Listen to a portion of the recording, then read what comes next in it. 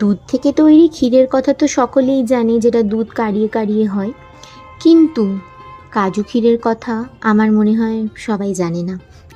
এই ক্ষীরে সময় কম লাগে, গ্যাসও বাঁচে, আর খুবই সুস্বাদু হয়।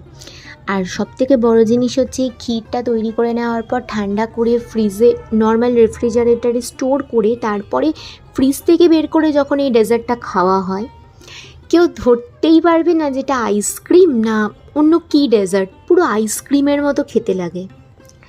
তোমরা রেসিপিটা পুরোটা দেখো, আশা করি তোমাদের ভালো লাগবে। আর কম সময় তাড়াতাড়ি কোনো ডেজার্ট তৈরি করে নিতে চাইলে তোমরা কাজু বাদাম দিয়ে এই ক্ষীরটা বাড়িতে তৈরি করে নিতেই পারো। ভিডিওটা দেখো, ভালো লাগলে অবশ্যই লাইক করো, কমেন্ট করো, পারলে শেয়ার করো। Thank you.